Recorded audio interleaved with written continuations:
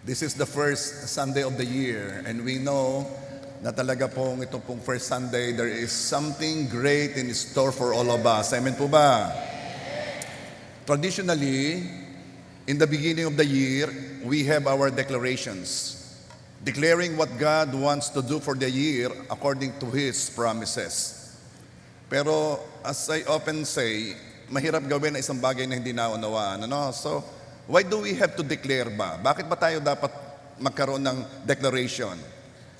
Sa Genesis pa lang, o sa kasimula-simulaan, makikita natin na kapag may gustong gawin ng Diyos, Kanya itong sinasabi. Genesis 1 verse 3, sinabi ng Diyos, magkaroon ng liwanag at nagkaroon ng liwanag. Genesis 1 verse 6, sinabi ng Diyos, magkaroon ng isang kalawakan sa gitna ng tubig at paghiwalayin nito ang tubig. Ilang pang beses na nakasulat doon na sinabi ng Diyos ang gusto niyang gawin sa lupa at ito'y naganap. Genesis 1:11, sinabi ng Diyos, sibulan ng lupa ng halaman. Verse 14, sinabi ng Diyos, magkaroon ng mga tanglaw sa kalawakan ng langit.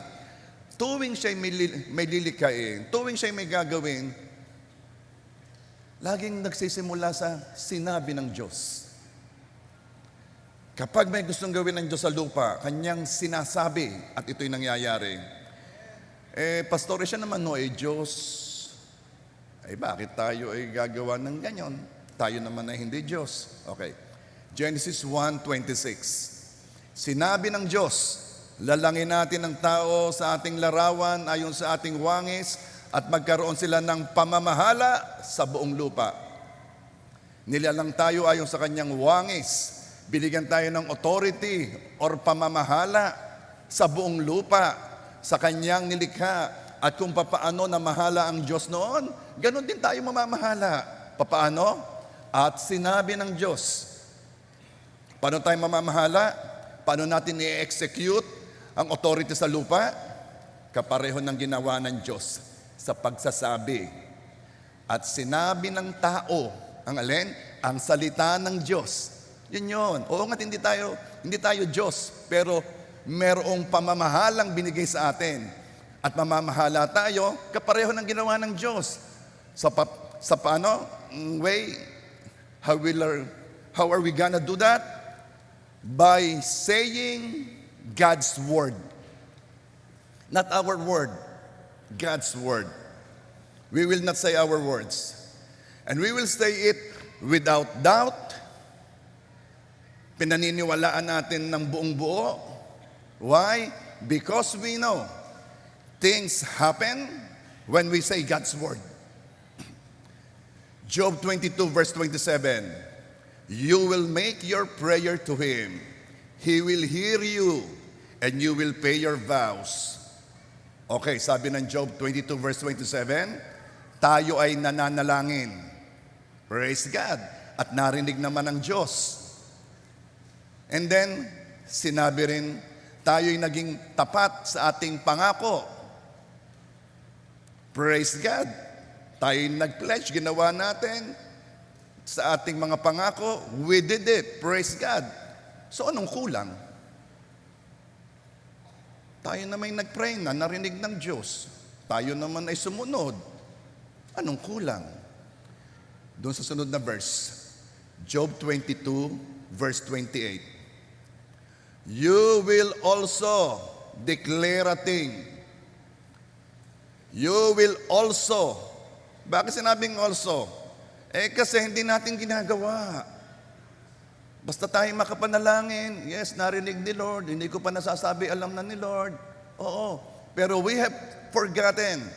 You will also declare a thing, and it will be established for you. So light will shine on your ways. We have to say it. Church, kulang tayo sa declare. Kulang tayo sa proclaim. Kulang tayo sa salita.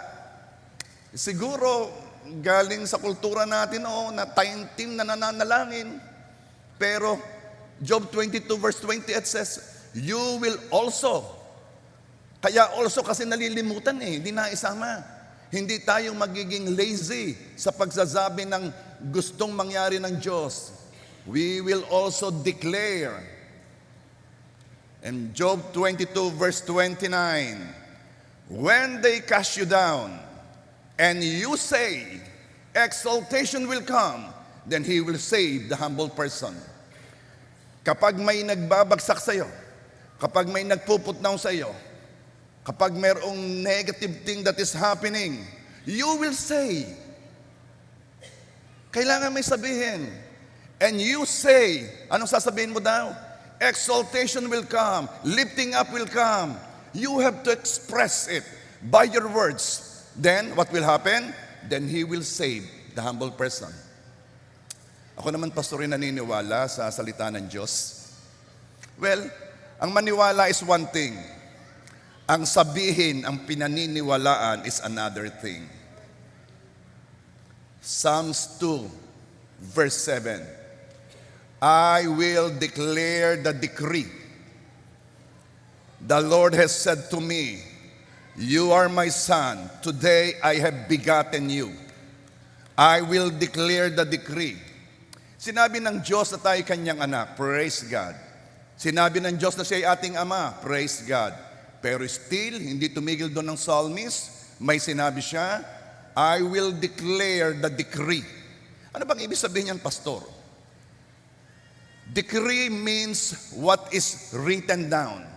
Decree means whatever is written. Declare means open your mouth.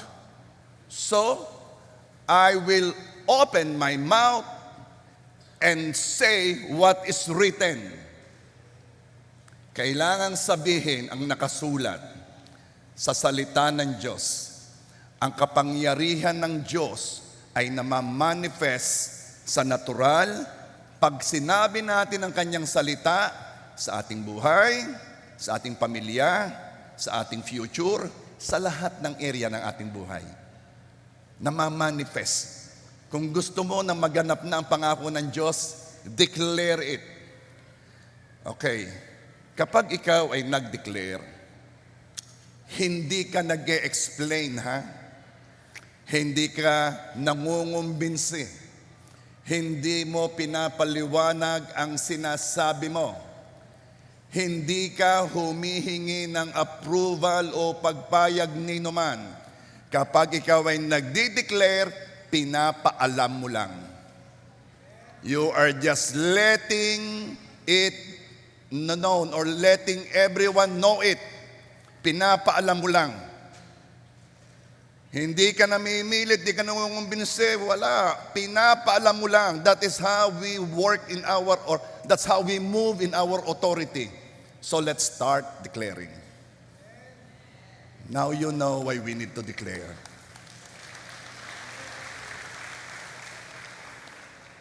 J.A. Rosario and all of you sa online, 2025 is the year of impossible blessings. Kanino yon? Okay. Now we have to declare the Word of God, not our words. Dumating si Angel Gabriel kay Mary at may sinabi, Lucas 1:28. The angel said to her, rejoice, highly favored one. The Lord is with you. Blessed are you among women. Si Mary was troubled. Siya'y natakot. Natakot siya sa uncommon visitation ng isang anghel at higit na natakot sa greeting ng angel. Rejoice, highly favored one. The Lord is with you. Blessed are you among women. At sinabi ni Gabriel, huwag kang matakot, Mary. Magbubuntis ka at ipapanganak mo si Jesus. At pinaliwanag pa niya kung sino si Jesus. Siyempre, hindi makapaniwala si Mary. Luke 1:34. Then Mary said to the angel, "How can this be, since I do not know a man?" Ito sabi ko nung binabasa ko, nakakatuwa si Mary, ano? Hindi siya nagtanong kung sino ang ipapanganak niya. Hindi siya doon nag-concentrate. Sino ba siya? Sino? Nagtanong siya kung paano siya manganganak. Bakit? Paano mangyayaring ako'y manganganak? Wala akong nakikilalang lalaki. That's a term, that's a biblical term. Ibig sabihin siya virgin. Luke 1:35, sumagot ang anghel, sa iyo ang Espiritu Santo at mapapasailalim ka sa kapangyarihan ng kataas-taasan Diyos, dahil dito isisilang mo'y banal at tatawaging anak ng Diyos. Okay, palagay ko lang, hindi pa rin nag-gets ni Mary yung paliwanag ng angel. Hindi pa rin nag-gets ni Mary kung paano mangyayari ang isang imposibleng bagay kahit ipinaliwanag na ni angel. Ewan ko ilagay mo sarili mo doon. Ang sabi sa iyo, ganito kasi, sa iyo ang Espiritu Santo, ikaw ay lilimliman at mapapasailalim ka. You will be under the power ng kataas-taasan Diyos. Ano sinasabi nito? At dahil dito, magbubuntis ka, and then sisilang mo si Jesus. Ano ba yan? Paano yan maunawaan ni angel, ni Mary? Wala pa namang nangyayaring ganon. Alam mo, mas madaling maunawaan ng isang bagay kapag may nakita ka, may alam kayo, yung parang ganon. Wala First time ito. Wala pang nangyayaring ganito. At wala nang mangyayari pang ganito. Kaya siya'y blessed among women Kaya naman, alam ni Gabriel, para hindi na mag-alala si Mary, tatakot siya Something new. Sinabi na lang ni Gabriel na meron ding ibang tumanggap ng himala. Meron ding ibang nakaranas ng imposible. Ay sino? Ito yon. Lucas 1:36. Hindi ba't ang kamag-anak mong si Elizabeth ay baog? Gayon may naglihis siya at ngayon ika-6 na buwan na ng kanyang pagdadalang tao kahit na siya'y matanda na. Medyo na-relax ng kaunti si Mary kasi nakarinig siya ng, meron din nga pala nangyayaring imposibleng bagay. Okay. This is it. May naririnig na tayong patotoo ng mga tumanggap, ng mga pagpapalang imposibleng mangyari. Nakarinig na tayo, di ba? Di ba kayo nakarinig na? Pero ngayon, hindi ka na lang makikinig ng testimony ng iba, sa'yo na ito mangyayari. This year, you will experience blessings which are impossible to happen. Kanino yon? Okay. Bakit tatanggap ng imposibleng blessing? Alam mo, ito'y mas nauunawaan kung bakit. Sige, pastor, ako naniniwalang merong imposibleng bagay, pwedeng mangyari. Pero bakit? Okay. Una, because you are highly favored. Lucas 1:28. The angel said to her, "Rejoice, highly favored one. The Lord is with you. Blessed are you among women." Kindly say, highly favored. It is one thing to be favored, but it is another thing to be highly favored. Mangyayari ang imposibleng bagay, tatanggap ka ng imposibleng pagpapala dahil ikaw ay lubos na kinalulugdan ng iyong ama. Okay. Siguro naman nasasaulo na ninyong ating benediction, yung pagkatapos ng service. The Lord bless you and keep you. The Lord make His face shine upon you and be gracious to you. May His countenance be lifted upon you and give you peace. Listen to this. Ito yung nasabi ko noong sa third floor. Kasi yung po may hindi alam, sunod-sunod po ang ating services. Nagsimula po ng January 1 hanggang noong Friday at magsisimula uli Monday to Thursday. Sunod-sunod po ang ating services 10 to 12. So, you can come. Dahil po, nagpapasting din tayo to those who want to join the fasting. Anyway, kindly say, highly favored. Doon sa sinasabi natin sa benediction, the Lord make His face shine on you. Ito minsan hindi natin maunawaan. Ano bang ibig sabihin ng ang mukha ng Diyos ay liliwanag sa akin? Kasi ito ay Hebrew term. Ang pinakaliteral na meaning nito ay God will smile on you. Pero para maunawaan mo, may His face shine upon you, ay ito yung, ang ibig sabihin, hayaan mong maging gustong-gusto ng Diyos na ikaw ay pagpalain. May His face shine upon you. Ang pinakaliteral na illustration ay kapag hawak mo ang iyong baby, hawak ng ama ang kanyang anak, at sasabihin niya, yung pinapatawa niya, smooth. Yung pang gustong-gusto ng ama, patawanin ang bata, ang anak. Gustong-gusto ng amang mapagpala ang bata. Gustong-gusto ng amang sumaya ang bata. Make His face shine upon you. Kaya kapag may benediction at nagsabi niyan, ang ibig sabihin, hayaan mo na maranasan mo na ang Diyos ay tumingin sa iyo na nagnanasang gustong-gusto kang pagpalain. Maaaring naranasan mo nang tumanggap ng favor. Iba pa rin tumanggap ng matinding favor. Alam nyo, itong mga lolo't lola kayo makaka-relate sa akin. Iba ang joy ng apo, di ba? Mga lolo't lola, nandiyan ba kayo? Aba, parang hirap na yata sa pag-alaga rin mga are, hindi na makaimik yan, nasalamat Mayor. Iba ang joy ng apo. Bigyan ko ng sampol. Itong aking mga apo, ito talaga pag napunta sa bahay, sasalubungin ko, kasi sila, ay, baby, nako, hahag sa akin, embrace, api-api, ang ibig sabihin, up, bubuhatin ko yun, api-api, ganyan. Okay. Alam mo, makita ko lang sila. There's a joy in my heart. Pag kami nag-uusap ni Melody, kami nagpapasalamat sa Panginoon, Lord, salamat po sa joy na binibigay niyo through our apo. Okay, bigyan ko ng, ito ang pangyayari. Lumapit sa akin si Riz. Sabi sa akin ni Riz, medyo bumulong ha. Papa, ano baby? Tayo uli sa Korea.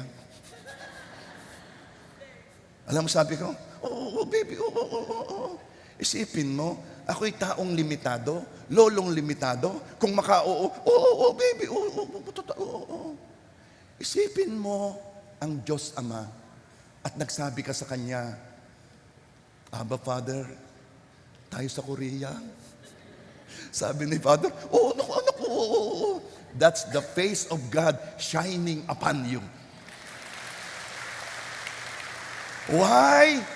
Bakit ka tatanggap ng imposibleng bagay? Kasi ikaw ay hindi lamang favored, ikaw ay highly favored. Kanino yon? Kaya ngayon, be ready to experience how it is to be highly favored. Be ready to experience. Katulad ng nararanasan ni Winnie at ni Aldwin, wala nang ang bayad, sa business class pa, nakasakay. Pipicturan pa yung pagkain, di kayo nainggit lamang ako. Hindi gayon ang amin. Sabihin mo sa katabi mo, you are highly favored. Sabihin mo sa kabila, ikay lubos na kinalulugdan ng Ama. Imposibleng pagpapala. Bakit tatanggap ng impossible blessings? Because the Lord is with you. Lucas 1:28, the angel said to her, rejoice, highly favored one, the Lord is with you. Letter B is because the Lord is with you. And it is in Luke 1:28 that says the Lord is with you. Sinong gumagawa ng mga imposibleng bagay? Sino? Si Lord. Sino ang kasama mo? Hindi lang nandito si Lord. Madami natin sabihin, God is here, God is here. Ang mas matindi, the God that is here ay kasama mo. Kakampi mo. Hindi ka lang nag-name dropping. Kayo may kilalang sa hilig mag-name dropping. Yung wala nang ginawa kundi sabihin sa iyo, matataas na tao na parang sila close na close. Na parang sila talaga laging magkasama. Ay, nakasalubong ko nga si BBM eh. Sinong BBM? Buboy Marquez. Ba palang BBM yung? Ang galing mag-name dropping. Bakit ganon? Kasi gusto natin na hindi lang siya kilala. Ang gusto natin, siya ay kasama. At ang sabi ng Diyos, ikaw ay tatanggap ng imposibleng blessing kasi kasama mo siya.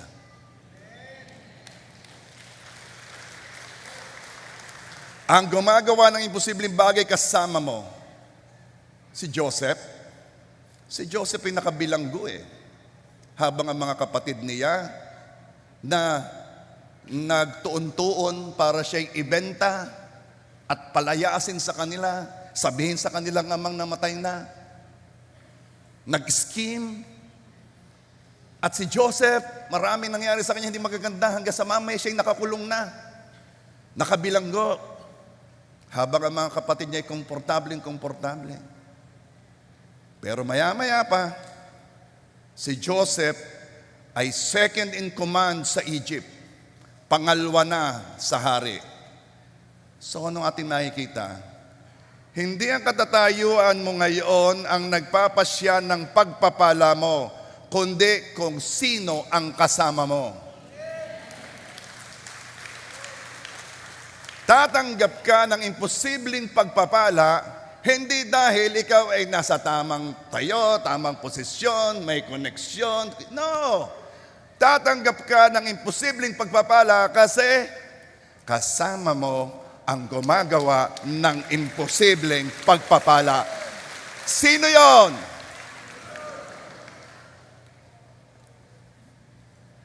Bakit ako tatanggap ng imposibleng blessing? Because you are blessed more than the others. Luke 1:28. The angel said to her, "Rejoice, highly favored one, the Lord is with you. Blessed are you among women. You are blessed more than the others." Maaaring narinig mo nang sabihan kang, you are blessed. And sabi mo, amen, thank you. O maaaring narinig mo at naranasang ikaw ay maging blessed ngayon compared last year. Pero iba pa rin ang maranasan, masabihan na you are blessed among others. Higit kang pinagpala kaysa iba. Higit kang pinagpala kaysa kakompetensya mo. Higit kang pinagpala sa industriya mo. Higit kang pinagpalang mayor sa lahat ng mayor.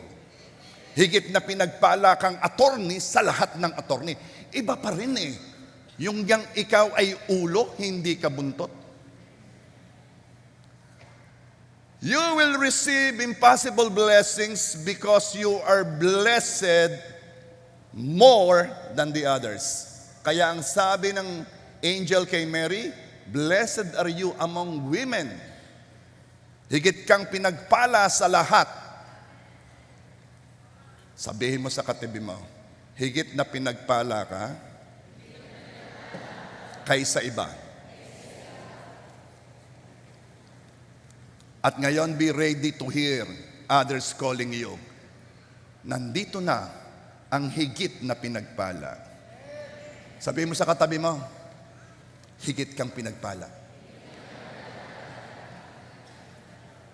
Now, again,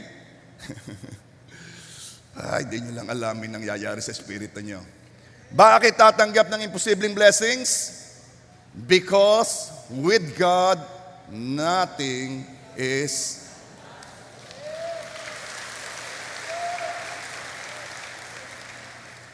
Lucas 1:37, sapagkat walang anumang bagay na hindi kayang gawin ng Diyos. First Sunday of last year, again, we had our declaration. The title is Believing the Harvest. Kausap ko lang si Pastora Tess kahapon at saka si Rev Jun Closa of J1 Mandaluyong.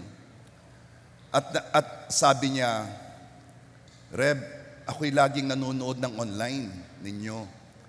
At nung pinanood ko yung declaration noong January last year, tinanggap ko lahat ang declarations at tinaniman ko. Pero isa sa declaration na nahirapan akong tanggapin ay yung dineclare po ninyo na may matatanggap kang mana. Sabi ko, sinabi ko ba yon? So, nireview ko. Makikipakita nga, Pastor Bon, yung video clip last year of January.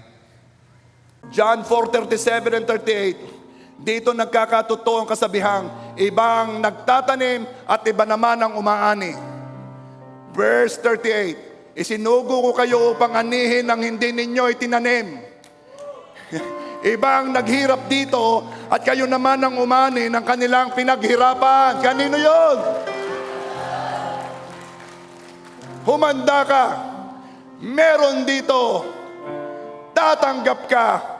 Pamamanahin ka. Pamamanahin ka. Buhay pa siya, ibibigay na sa'yo. Ikaw ang aani ng hindi mo itinanim. Ikaw ang aani ng hindi mo itinanim. Kaya daw siya nahirapan. Ito kasi ito yung mga man and woman of faith eh. Basta may natanggap na word, talagang inaangkin, kinakanya. Tanda ko nagpunta pa yan sa akin at nagtanim para doon sa deklarasyong yon.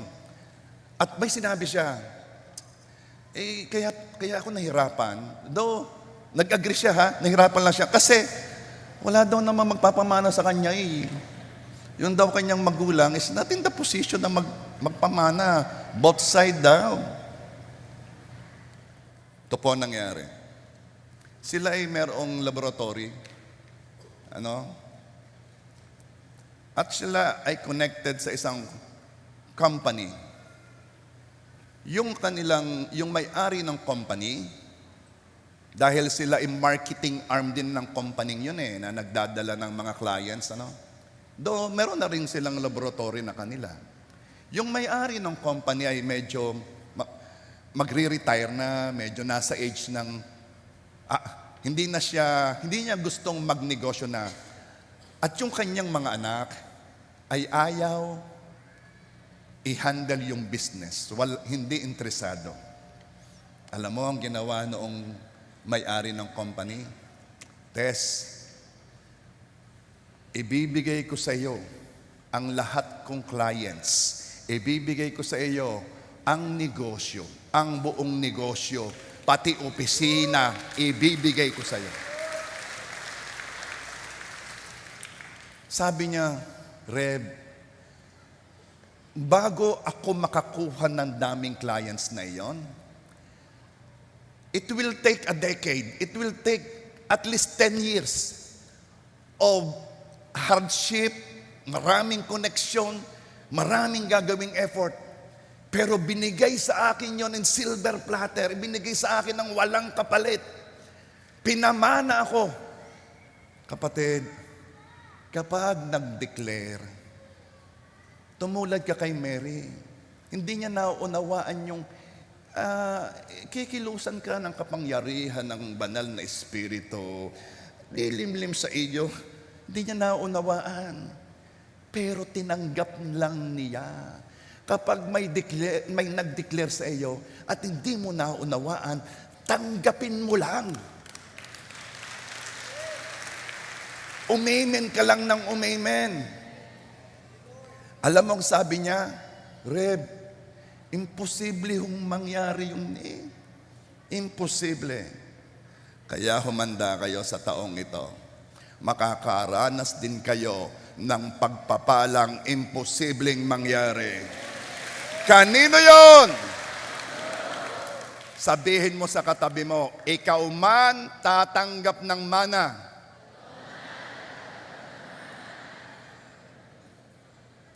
Now,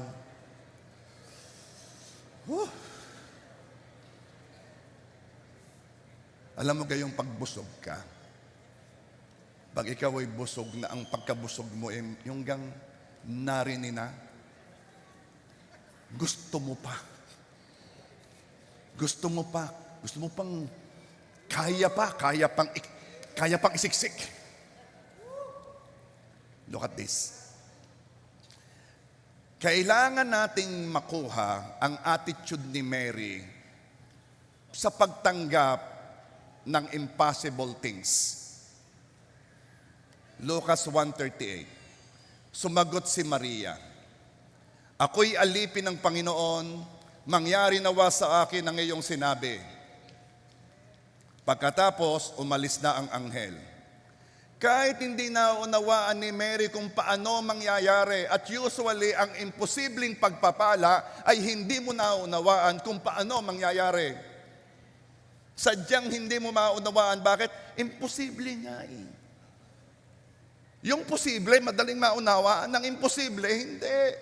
Kaya pagdating ng imposibleng pagpapala, wala kang sasabihin kundi, salamat Panginoon.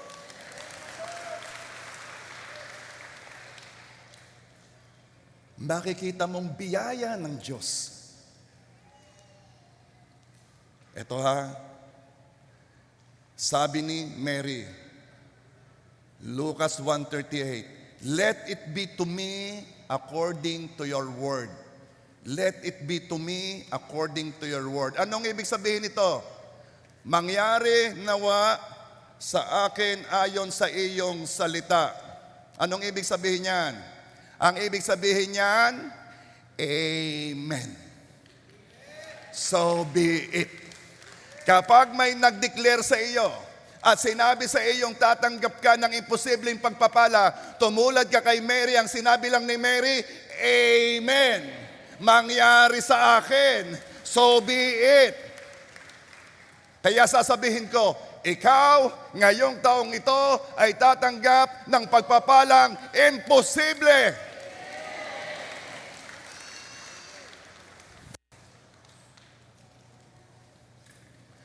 Pag may nag-declare ng blessing sa iyo, kahit hindi mo naunawaan kung paano mangyayari, isa lang ang sasabihin mo, Amen lang. At pag nasabi mo ng amen, amen pa. At tingnan ninyo ha, pagkasabi ni Mary, umalis na ang anghel. Meron pong matindi dito. Bakit, Pastor, umalis ang anghel? Bakit umalis na ang anghel? Umalis na ang anghel kasi tapos na. Kompleto na. Kung nais kang pagpalain ng Diyos, sisimulan niya ito sa may magdi-declare. Hanggat hindi ka nag-amen, hindi pa tapos. Hanggat hindi mo sinasabing, so be it. Mangyari sa akin ang sinabi mo. Hindi pa tapos. Hindi pa aalis ang anghel. Hindi pa aalis ang sinugo ng Diyos. Bakit? Hindi pa tapos. Hindi mo pa makukuha. Pero pag sinabi mong,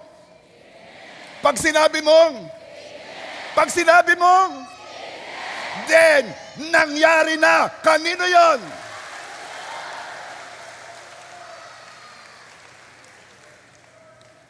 You are not just favored, but highly favored.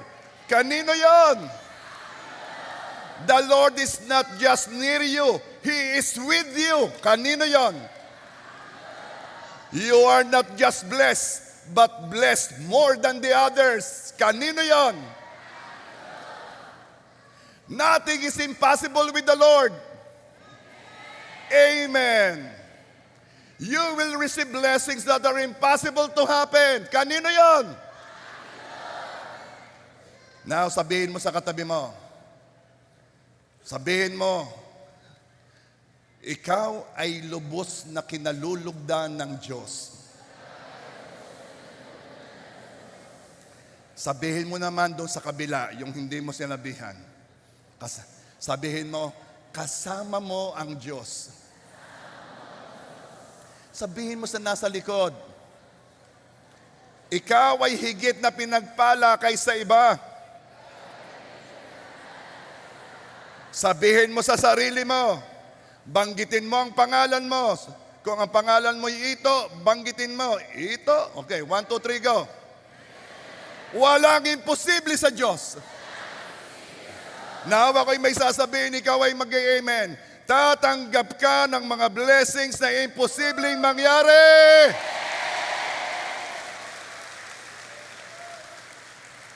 At bakit, Pastor, ako'y tatanggap ng imposibleng blessings? Because this is the right time. This is the year we enjoy what God has been preparing for us in the past years. Kung noon ay wala pa ikaw nakikitang nangyayaring pagpapalang imposible, it is because those years were preparation. And this is the right time. This is the right year. At sabi ng Isaiah 60 verse 22, at the right time, I, the Lord, will make it.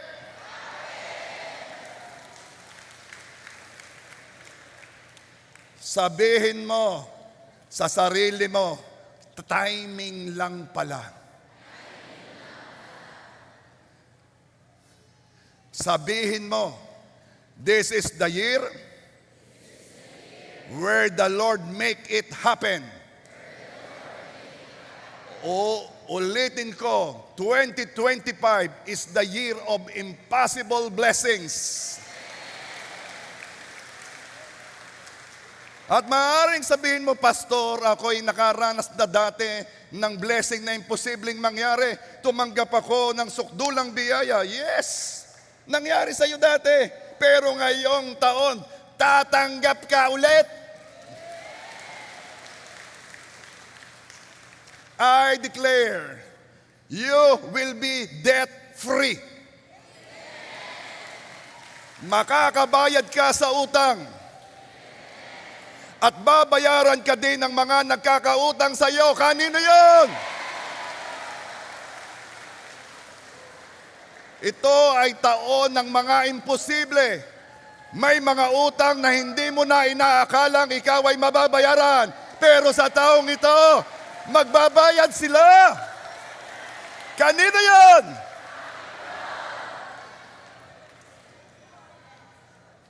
Maraming darating na malalaking opportunities. Magkakanegosyo ka. Magkakaroon ka ng trabahong akma sa iyong skill. Businessman, businesswoman, and professionals, you will experience open doors. You will experience bukas na pintuan. Dati pinipilit mong buksan ang pinto, pero ngayon si Lord na ang nagbubukas ng pinto para sa iyo. Kanino yan? Isaiah 43 verse 19. See, pagmasdan mo, I am doing a new thing. May ginagawa akong bagong bagay. Now it springs up. Do you not perceive it? I am making a way in the wilderness and streams in the wasteland. Gumagawa ako ng daan sa parang. Gumagawa ako ng ilog sa disyerto. Gumagawa ako ng mga imposible. Masdan mo. You know what? You are not running after the blessings. The blessings are running after you. Kanino yon? Noong unay pagod na pagod ka na sa paghabol sa pagpapala. Noong unay effort na effort ka na, minsan di ka na makatulog sa pag-iisip. Pero ngayong 2025, ikaw na ang hinahabol ng pagpapala. Kanino yon?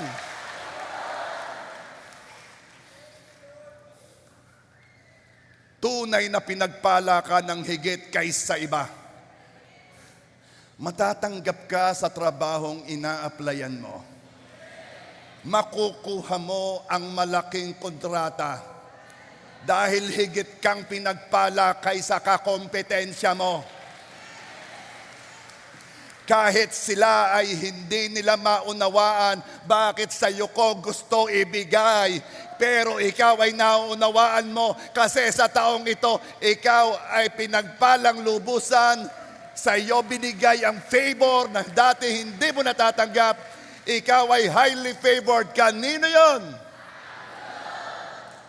Mapapansin mo, sobrang laki ng increase ng sales mo. Magtataka ang iba, bakit noong nagkaroon ka ng kakompetensya, malapit pa sa'yo, saka lumaki ang benta mo? Bakit? Impossible blessings. Ang pinapanampalatayan mo noon, ang pinapanampalatayanan mo noon, ngayon ay nangyayari na.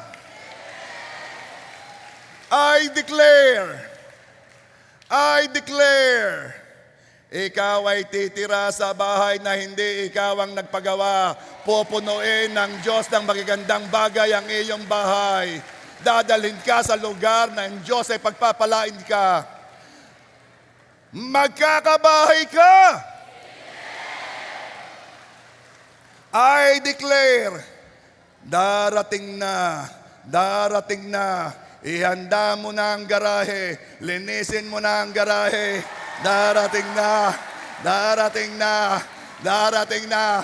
Kung papaano, hindi ko alam. Basta ang alam ko, ito'y taon ng imposibleng bagay. Imposibleng pagpapala.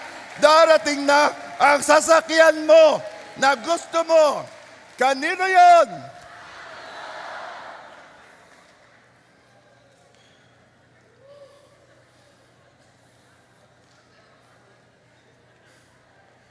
(2025) is the year of great growth of the church. This year ay makikita mo ang paglago ng church.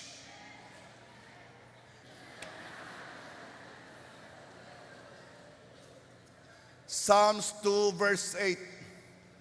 Only ask, and I will give you the nations as your inheritance, the whole earth as your possession.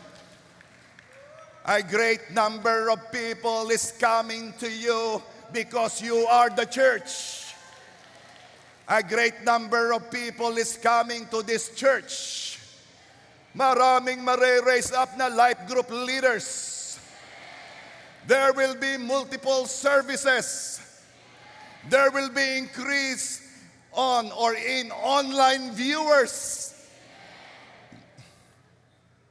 Pamilya ang sasamba sa Diyos. Ang buong pamilya mo ay kasama mo. Kasama mo ang apo mo. Kasama mo ang anak mo. Kasama mo ang kapatid mo. Kasama mo ang magulang mo. Kasama mo ang lolo't lola mo. Kasama mo ang tiyo-tiya mo. Kasama mo ang kamag-anak mo.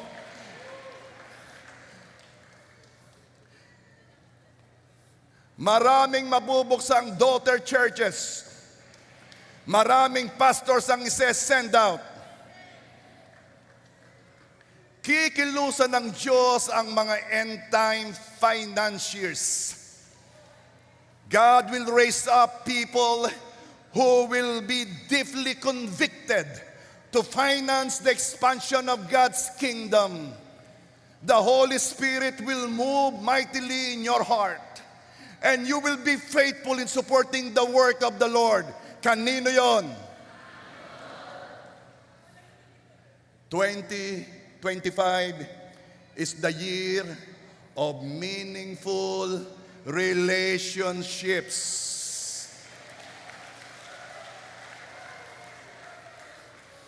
Handa, handa, handa. Handa, handa, handa. Panunumbalikin ng Diyos ang puso ng magulang sa anak at ng anak sa magulang. Malakay 4 verse 6. He will turn the hearts of the parents to their children and the hearts of the children to their parents. Magkakaroon ng pagpapanumbalik ng pag-ibig ng mga pamilya sa bawat isa. Ang mga mag-asawa ay magkakasundo. Ang magkakapatid ay magkakasundo. Ang magkakamag-anak ay magkakasundo. There will be great love and reconciliation. There will be reunion among loved ones and among relatives.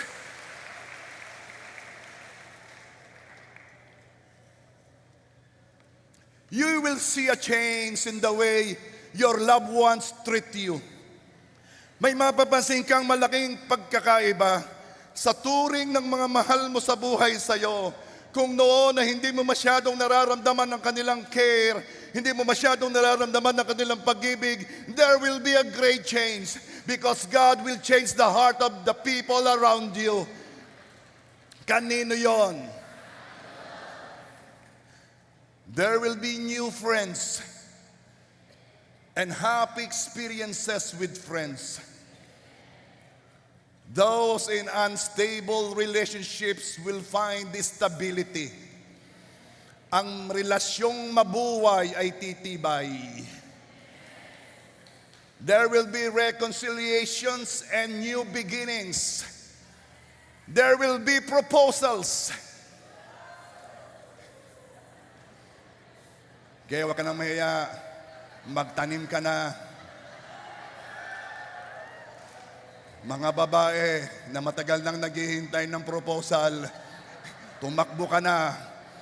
At ikaw naman lalaki, makaramdam ka na.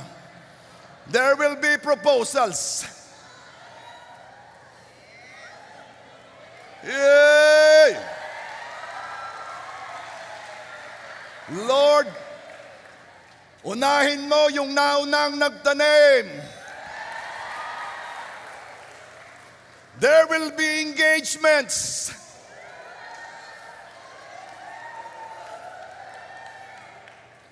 There will be weddings. To those who have experienced pain before, disappointments before, heartbreaks before, this year, 2025, pababawin ka ni Lord. Kanino yan?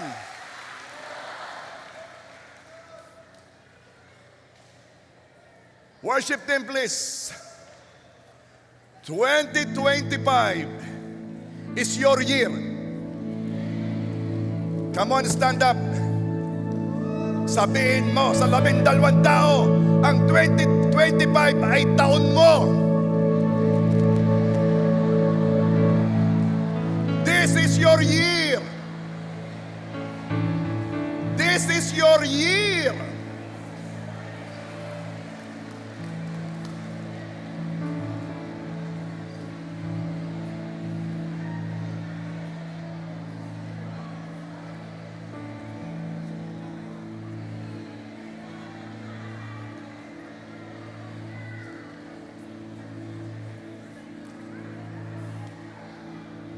God,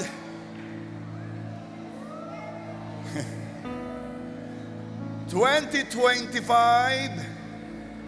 is the year where God fills your heart with joy.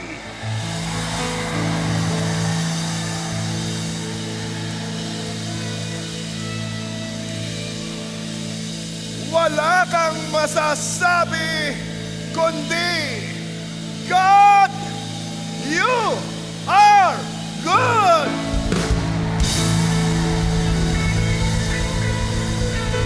Sabihin mo, God, you are good. God, you are good. Again. Again. Amen. Amen.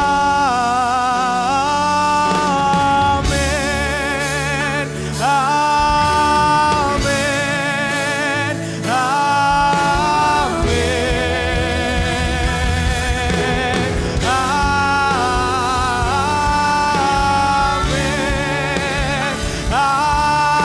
Amen. Amen.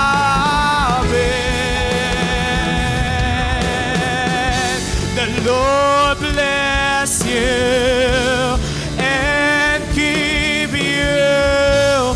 Make His face shine upon you and be gracious to you. The Lord turn His face towards you and give you peace. The Lord's bless you. The Lord bless you and keep you. Make His face shine upon you and be gracious to you. The Lord turn His face towards you and give you peace. Amen.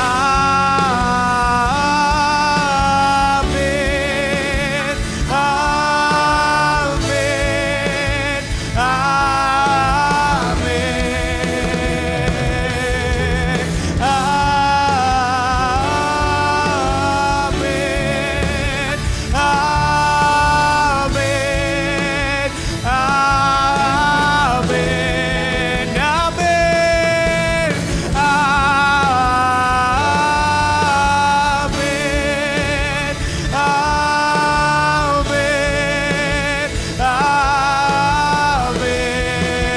Amen.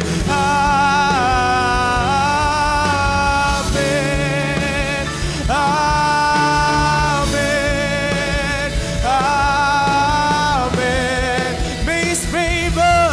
May His favor be upon you and 1,000 generations, and your family, and your children, and the children, and the children. May His favor be upon you and 1,000 generations, in your family, and your children, and the children. And may His favor be upon you in 1,000 generations, in your family, and your children, and the children, and the children. May His presence go before you, and behind you, and beside you, all around you, and within you. He's with you, He's with you in the morning, in the evening, in your coming, and your growing, in your weeping and rejoicing. He is for you, He is for you, He is for you, He is for you, He is for you, He is for you, He is for you, He is for you.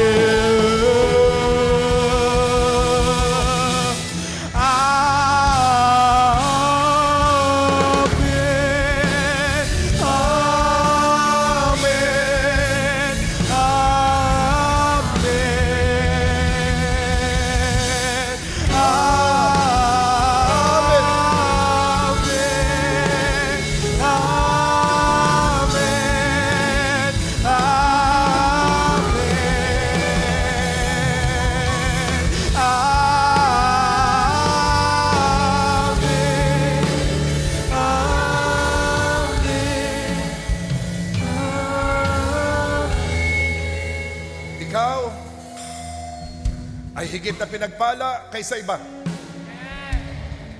Ikaw ay lubos na kinalugdan ang Diyos ay kasama mo.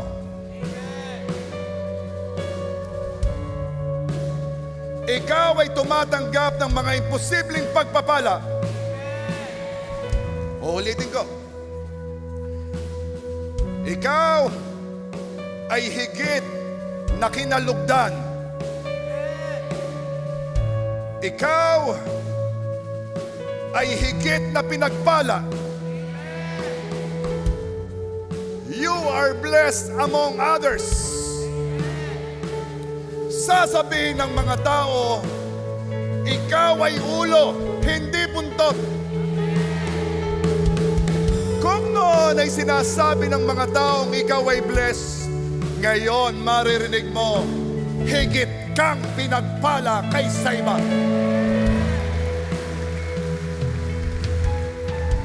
Simula sa araw na ito, na tumanggap ka ng deklarasyon at nakumpleto ang plano ng Diyos at ang intensyon ng Diyos na ika'y pagpalain dahil ikaw ay nag-amen. Simula sa araw na ito, mapapansin mo, mag-iiba ang buhay mo. Mag-iiba ang buhay mo. Mag-iiba ang buhay ng pamilya mo.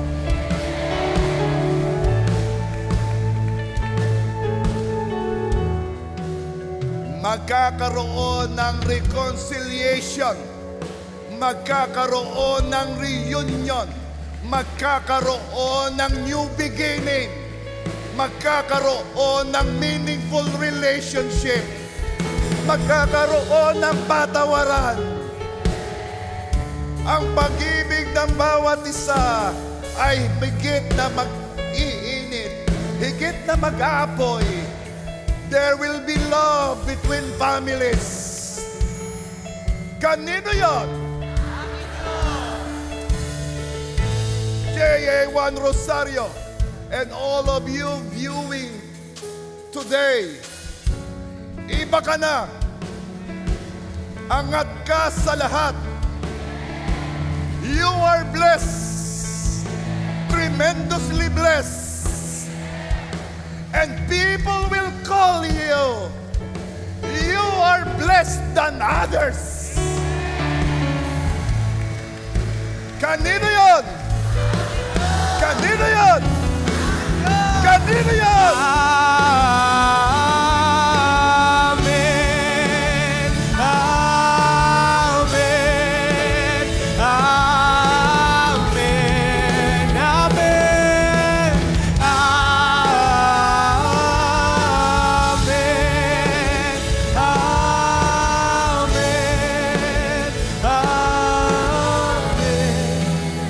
Kung dati nakikinig ka lang sa testimony ng iba, ngayon ikaw na ang magte-testify. Kung dati panak-anakang blessing, panak-anakang testimony, ngayon sunod-sunod na testimony, sunod-sunod na pagpapala. Ikaw ay masasanay sa pagpapala. Ang imposibleng bagay nagiging pangkaraniwan. Kanino yon? Kanino yon? Ikaw ay ulo, hindi ka buntot. Ikaw ang magpapautang, di ka mangungutang. You are abundantly blessed. Father God, marami pong salamat. May naganap, may nangyari.